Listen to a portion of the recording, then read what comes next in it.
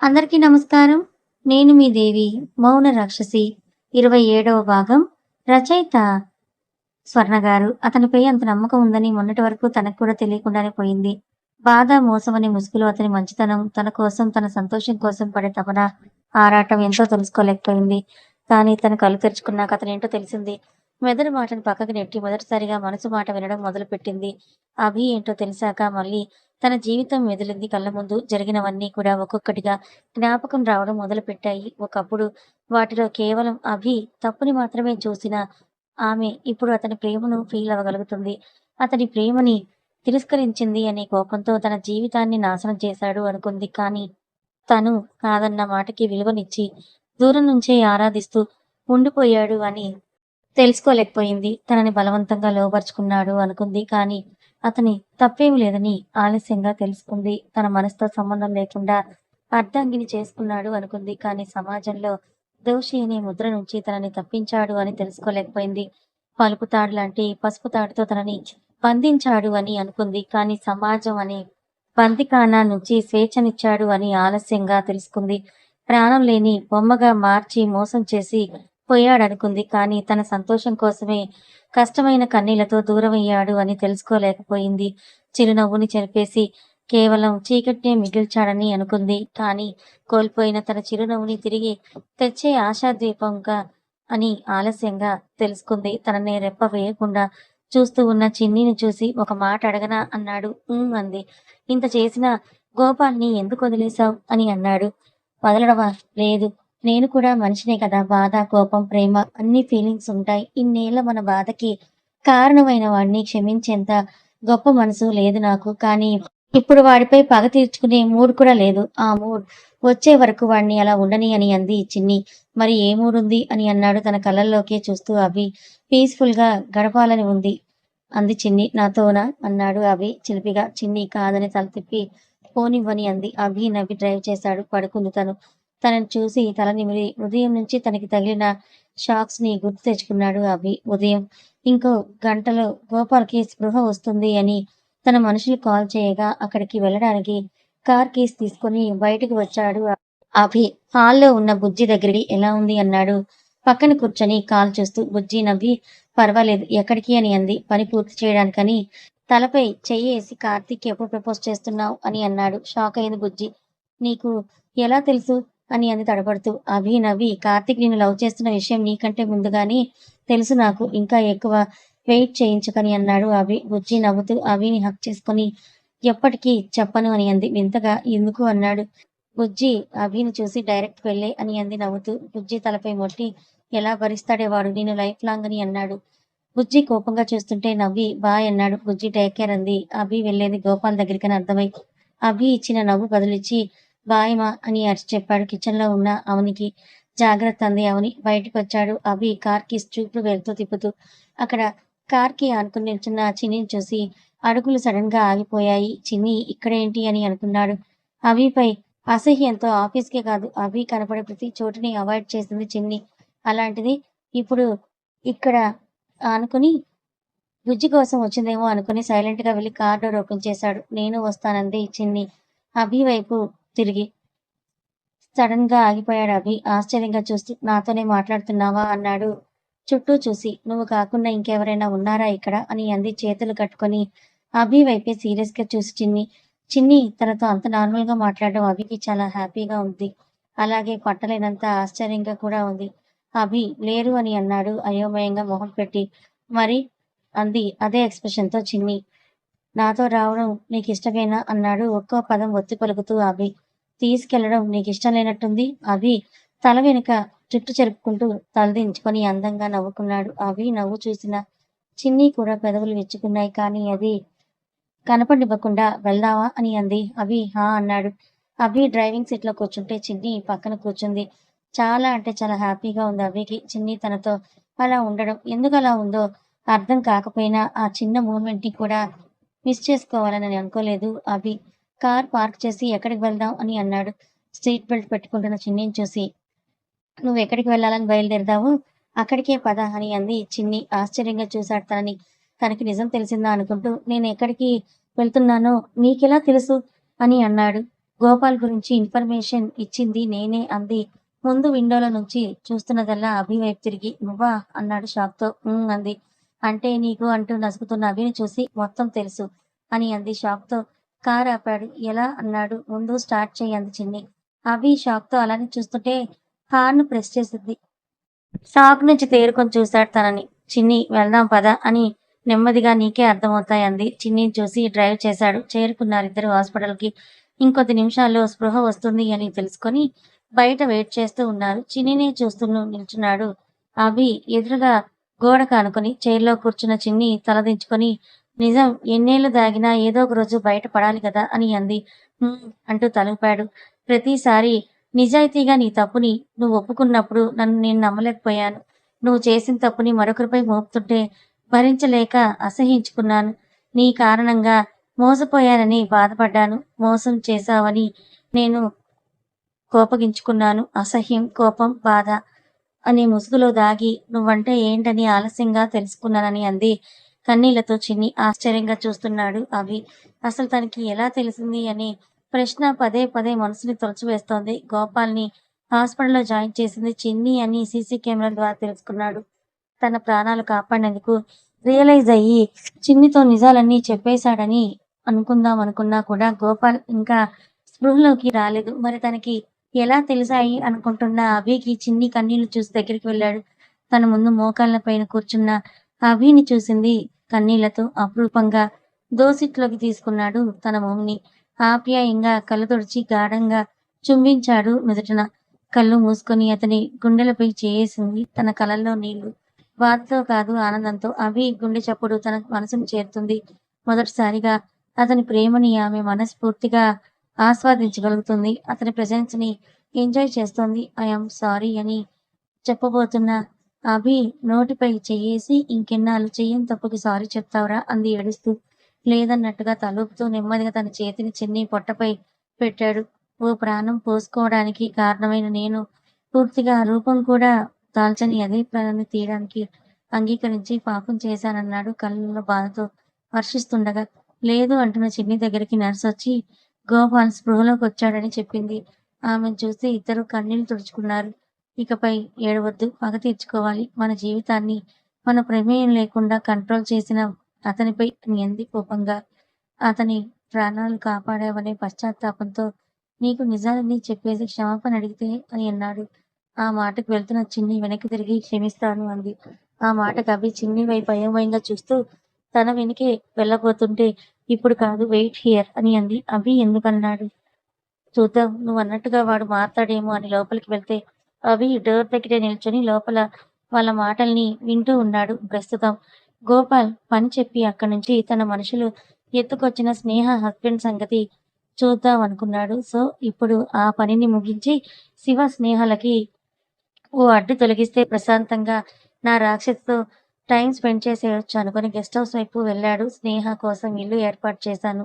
తనను తీసుకుని లొకేషన్కి రమ్మని ముందుగానే చెప్పడంతో శివ, స్నేహ అక్కడ అభి కోసమే వెయిట్ చేస్తున్నారు. కారు ఆగగానే మేల్కొన్న చిన్ని ముందున్న ఇంటిని చూసి అభి వైపు చూసింది. చిన్న పని ఉంది, చూసుకొని వెళ్ళిపోదామన్నాడు అభి. చిన్ని నవ్వి సరే సరే అంది. ఇద్దరు ఇంట్లోకి వెళ్ళగానే అక్కడ శివ స్నేహాలను చూసి నిన్న అభి తన మనుషులకి ఆర్డర్ వేయడం గుర్తొచ్చింది. అభి చెప్పిన పని అదే అయ్యుంటుందనుకుని స్నేహని పలకరించింది. కూర్చున్నారు అందరూ అక్కడే హాల్లో. కొద్దిసేపటికి ఇద్దరు బాడీ గార్డ్స్ ఒంటి నిండా గాయాలతో ఉన్న ఒక వ్యక్తిని తీసుకొని మోకాళ్ళపై కూర్చోపెట్టారు అక్కడ అభికి ఎదురుగా. అతన్ని చూడగానే స్నేహ భయంగా శివని అతుక్కుపోయింది. వద్దు, నన్ను అతనితో పంపించొద్దు ప్లీజ్, మీకు దండం పెడతాను, అతను నన్ను చంపేస్తాడు ప్లీజ్ అని అంటూ అభికి చేతులు జోడించి ఏడుస్తూ ఉన్న స్నేహని చూస్తుంటే అందరికీ అతనిపై పట్టలేనంత కోపం వస్తుంది. స్నేహ భయం చూసిన చిన్ని శివలకి అతనెవరో అర్థం చేసుకోవడానికి పెద్ద సమయం పట్టలేదు. భయపడుతున్న స్నేహ కాళ్ళపై తన భర్త, ప్లీజ్ స్నేహ, ఇంకెప్పుడు నీ జోలికి రాను, దయచేసి నన్ను వదిలేయమని చెప్పవా అని అంటూ తన కాళ్ళు పట్టుకుని బ్రతిమాలుతుంటే భయంగా కళ్ళు ముడుచుకుని కూర్చుంది సోఫాలో. అభి కొన్ని పేపర్స్ టేబుల్ పై పెట్టి స్నేహ భర్తతో సంతకం పెట్టని అన్నాడు. అతను వాటిని అభిని వింతగా చూశాడు. అభి, స్నేహకి నీకు ఇంక నుంచి ఎలాంటి సంబంధం లేదు, నువ్వు తనకి డివోర్స్ ఇవ్వాలన్నాడు. అభి కొట్టించిన దెబ్బలకి తట్టుకోలేని అతను భయంగా సంతకాల్ని చేసేశాడు. ఇంకెప్పుడు ఈ ఊళ్ళో కనపడకూడదని కొంత డబ్బు ఇచ్చి అతన్ని పంపించేశాడు అభి. శివ, స్నేహ నక్కు చేర్చుకుని ధైర్యం చెప్తుంటే బయటికి వెళ్ళాడు అభి. చిన్ని డబ్బెందుకిచ్చావు అతనికి అని అంది. అభి మళ్ళీ పెళ్లి చేసుకున్నాడు, పిల్లలు ఉన్నారు అని అన్నాడు. పాకెట్స్ లో చెయ్యి పెట్టుకుని నిల్చుని. అభి వ్యక్తిత్వం చిన్ని మనసులో ముద్రించుకుపోయింది. నవ్వుతూ వెళ్ళి అతన్ని పక్కన నిల్చుంది. ఇంకేం భయం లేదు అని అంటూ స్నేహకి ధైర్యం చెప్పి బయటకు తీసుకొచ్చాడు శివ. అభి స్నేహతో నువ్వెక్కడికి వెళ్లాల్సిన అవసరం లేదు, మాతోనే ఉంటావు అని అంటున్న అభి మాటలకి స్నేహ అడ్డు చెప్పబోతూ ఉంటే తనకు అవకాశం ఇవ్వకుండా ఇంటికి తీసుకెళ్ళు అని అన్నాడు శివతో. శివ అని అభిని హక్ చేసుకుని కళ్ళతోనే థ్యాంక్స్ చెప్పి వెళ్ళాడు. అభి వెళ్తున్న వాళ్ళని చూసి చిన్ని వెనుకగా వెళ్ళి హత్తుకున్నాడు తనని. అదిరిపడింది చిన్ని. కంగారుగా తల తిప్పి అభిని చూసింది. తన భుజంపై గడ్డ వాల్చి ఇప్పుడు చెప్పవే రాక్షసి, ఎక్కడికి వెళ్దాం అని అన్నాడు చెవిలో గుసగుసగా. అభి ఊపిరి వెచ్చగా తాకుతూ ఉంటే తన్మయత్వంతో కళ్ళు మూసుకుంది. తనని చూసి నవ్వుతూ అలానే ఉండిపోదామా లైఫ్ లాంగ్ అని అన్నాడు. అంది నవ్వుతూ. అభి చేతులపై చేయేసి ఉందాం కానీ ఇప్పుడే కాదు అన్నాడు తనని ముందుకు తిప్పుకొని. అభి ఏం చెప్తాడో అని చూస్తోంది అతని కళ్ళల్లోకి. పెళ్లి చేసుకుందామా అన్నాడు సన్నని నవ్వుతో. ఎక్స్పెక్ట్ చేయలేదు చిన్ని. తమకి ముందు జరిగిన పెళ్లిని ఇంట్లో వాళ్ళకి చెప్తాడేమో, వాళ్ళు దాన్ని కన్సిడర్ చేస్తూ మిగిలిన కార్యక్రమాలన్నీ జరుపుతారేమోనని అనుకుంది. చిన్నికి తెలియదు కదా తమ పెళ్లి విషయం అభి ఎప్పుడో ఇంట్లో అందరికీ చెప్పాడు అని. అభి అలా అడగగానే సంతోషంతో ఆమె కళ్ళు మెరిశాయి. ఆ మెరుపు ఆమె కళ్ళల్లో చేరిన సన్నని నీటి పొరని చూసిన అభికి తన ప్రశ్నకి సమాధానం దొరికిందని అనిపించింది. గుండెలకి హత్తుకొని, ఒక్కసారి నీకిష్టం లేకుండా తాళి కట్టి 7 జన్మలు తోడుండాల్సిన నేను 7 అడుగులు వేయకుండానే 7 బాధ పెట్టాను. మరోసారి అలాంటి తప్పు జరగనివ్వను. మన పెళ్లిలో జరిగే ప్రతి మూమెంట్ ని నువ్వు ఎంజాయ్ చేయాలి. అందరి మద్దతుతోనే, ఆశీర్వాదంతోనే చాలా వైభవంగా జరగాలి. లైఫ్ లో ఇది చేయలేకపోయానే అనే రిగ్రెట్ నీ లైఫ్ లో ఉండకూడదన్నాడు తన నుదురు రాంచి. అవి చెప్పేవన్నీ చాలా ఇష్టంగా వింటుంది తను.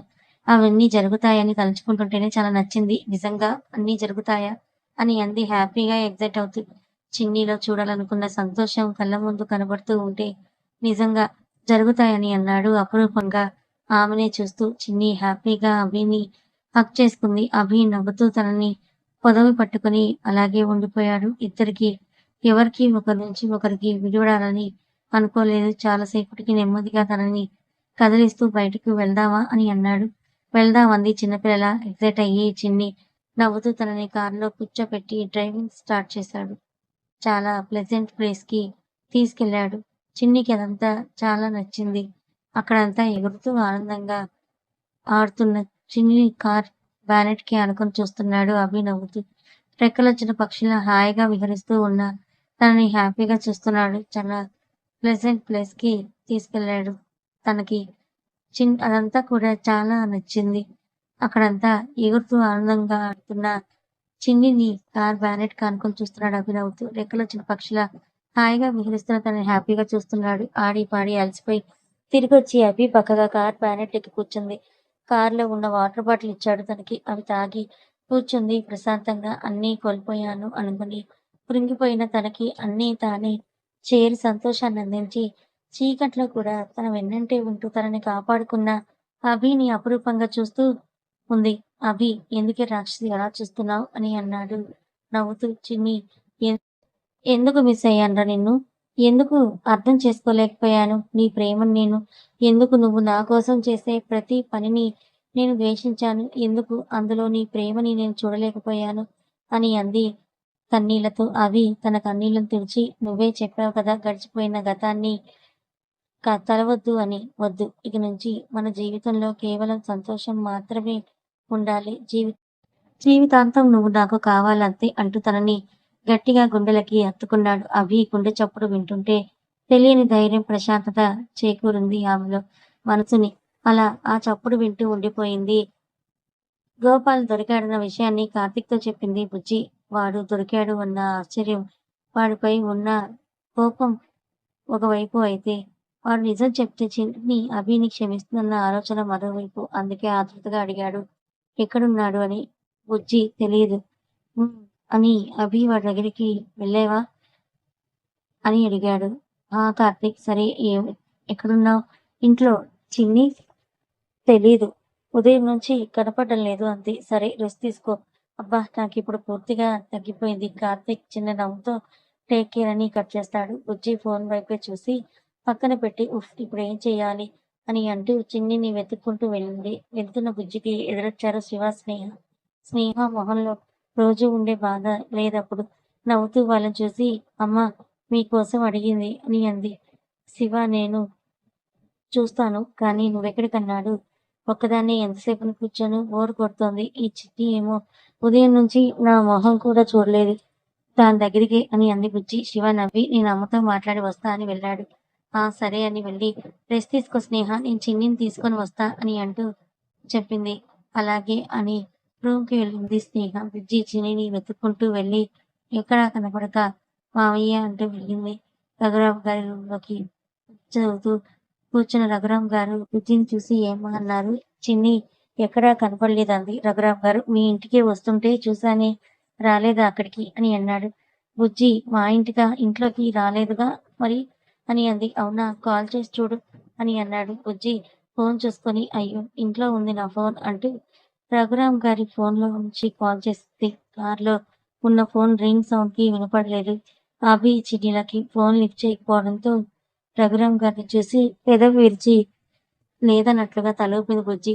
రఘురామ్ గారు వచ్చేస్తుందిలే ఏదైనా పని ఉండి వెళ్ళిందేమో అని అన్నాడు. బుజ్జి సరే అంటూ ఆయనతో కాసేపు మాట్లాడి ఇంటికి వెళ్ళింది. తర్వాత రోజు గోపాల్ ఉండే హాస్పిటల్లో గోపాల్ని ఉంచిన స్పెషల్ రూమ్ సోఫాలో అభి పక్కన చిన్ని, సింగిల్ సోఫాలో డాక్టర్ కోట్లో కార్తీక్ కూర్చొని ఉంటే గోపాల్ ఉన్న బెడ్ పక్కన చైర్లో డాక్టర్ కోట్లో మెడలో స్టెథోస్కోప్ చేతిలో బఫెలోస్‌కి వేసే ఇంజెక్షన్‌ని లోడ్ చేస్తూ కూర్చున్నాడు కృష్ణ. గోపాల్ మాత్రం కృష్ణని ఇంజెక్షన్‌ని మార్చి మార్చి చూస్తూ గుటకలు మింగుతున్నాడు. కార్తీక్ హ్యాపీగా చాలా హ్యాపీగా ఉందే నాకు అన్నాడు చిన్నిని, అభిని పక్కపక్కనే చూసి. ఇద్దరూ హాయిగా చిరునవ్వు నవ్వేశారు ఒకరినొకరు చూసుకొని. గోపాల్ భయంగా సార్ మీ డాక్టర్ ఎప్పుడయ్యో అన్నాడు కృష్ణని చూస్తూ. ఎక్కడ ఇంజెక్షన్ తనకి వేస్తాడేమో అని భయపడుతూ. గోపాల్ తన మనుషులతో చేయించిన ఎంక్వైరీలో కృష్ణ G2 కంపెనీ చైర్మన్ అని తెలుసుకున్నాడు. కృష్ణ ఏ ఇంజనీర్లు డాక్టర్లు అవ్వకూడదా అని అన్నాడు గంభీరంగా. అరే అలా ఎలా అయిపోతారు అన్నాడు భయంగా. కృష్ణ అరే ఎందుకు కాకూడదు? ఒక ఇంజనీర్ హీరో అవ్వచ్చు, హీరోయిన్ అవ్వచ్చు, కమెడియన్‌గా కూడా అవ్వచ్చు, మోడల్‌గా కూడా అవ్వచ్చు, డాన్సర్ అవ్వచ్చు, సింగర్ కూడా కావచ్చు, వ్యవసాయం చేయొచ్చు, బడ్డీ కొట్టు పెట్టుకోవచ్చు, ఏదైనా కావచ్చు కానీ నేను డాక్టర్ అయితే తప్పేంటి అని అన్నాడు కృష్ణరాజుకి. కార్తీక్ షాక్‌తో నోరెళ్ళబెడితే అభి, చిన్ని వావ్ వాట్ ఏ లాజిక్ అంటూ క్లాప్స్ కొట్టారు. గోపాల్ మాత్రం వెదురులేకుండా అలాగే చూస్తూ ఉన్నాడు. కృష్ణ ఇంజెక్షన్ లోడ్ చేసి డాక్టర్ కార్తీక్ అంటూ వైపు తిరిగాడు. షాక్‌లో ఉన్న కార్తీక్ తేరుకొని ఆ డాక్టర్ కృష్ణ అన్నాడు. ఈ ఇంజెక్షన్ చేస్తే ఏమవుతుందన్నాడు. అది అటూ ఇటూ నవ్వుతూ తిప్పుతూ. అది జంతువులకు వేసే ఇంజెక్షన్ కనుక మనుషులకి చేస్తే జస్ట్ నరాలు ఎఫెక్ట్ అయ్యి స్లోగా బ్లడ్ బ్లీడ్ అవుతుంది అంతే అన్నాడు సింపుల్ గా. దెబ్బకి గోపాల్ లేచి కూర్చున్నాడు. భయంగా లేచిన గోపాల్ని చూసి ముసిముసిగా నవ్వుకున్నారు వాళ్ళు. అభి మాత్రం నీకు ఇది శాంపిల్ మాత్రమేరా, నీతో కొన్నాళ్ళు ఆడుకోవాలని మొదటిసారిగా నా రాక్షసి కోరిన కోరిక ఎలా కాదంటాను. తన సరదా తీరే వరకు నీకు భర్త పూజే అనుకుని నవ్వుకున్న చిన్నిని చూశాడు. అలా సడన్ గా లేవడంతో చేతికి ఉన్న సెలైన్ ఊడిపోయి బ్లడ్ వస్తుంటే మరో పక్క ఆపరేషన్ చేసి వేసిన కుట్లు ఇంకా పచ్చిగానే ఉండడంతో ఊడిపోయాయి. నొప్పి తట్టుకోలేక అమ్మా అని అరిచాడు గోపాల్. గోపాల్ అలా అరవగానే చిన్ని గట్టిగా కళ్ళు మూసుకుంది. అభి చేయి పట్టుకొని తనని మానసికంగా ఎంత క్షోభ పెట్టడనేది నిజమే. తన జీవితాన్ని తనకి తెలియకుండానే నాశనం చేశాడు. శాసించాలనుకున్నాడు. సమాజంలో తనని దోషిగా నిలబెట్టాడు. చివరికి తనని చావు అంచుల వరకు కూడా తీసుకొని వెళ్ళాడు. కానీ అలా అని అతన్ని శారీరకంగా హింసించడం బాధగా ఉంది తనకి. గోపాల్ అలా అరిచిన మరుక్షణం కృష్ణ లాగి పెట్టి కొట్టాడు. తన బాధంతా ఒక దెబ్బలో తెలిసేలా. నువ్వు నాశనం చేసింది ఒక అమ్మ జీవితమేరా అన్నాడు కోపంగా. అసలే నొప్పికి తట్టుకోలేకపోతున్న గోపాల్ కృష్ణ కొట్టిన ఆ దెబ్బకి బెడ్ కి ఖర్చుకున్నాడు. చుట్టూ చెయ్యేసి దగ్గరికి తీసుకున్నాడు అభి. చిన్ని వెళ్ళిపోదామని అంది. అభి సరే అన్నట్లుగా తలూపి కృష్ణకేదో సైగ చేసి వెళ్దాం పద అని అన్నాడు. లేచి చిన్నికి చెయ్యందించి చిన్ని చెయ్యందుకొని కొన్ని అడుగులు వేసి ఆగిపోయింది. కథ కొనసాగుతుంది. ఈ కథ మీకు ఎలా అనిపించింది? నచ్చిందా? నచ్చితే లైక్ చేయండి. మరి కొంతమందికి షేర్ చేయండి. ఇలాంటి మరిన్ని మంచి కథల కోసం ఛానల్ని సబ్స్క్రైబ్ చేసుకోండి. Thank you so much.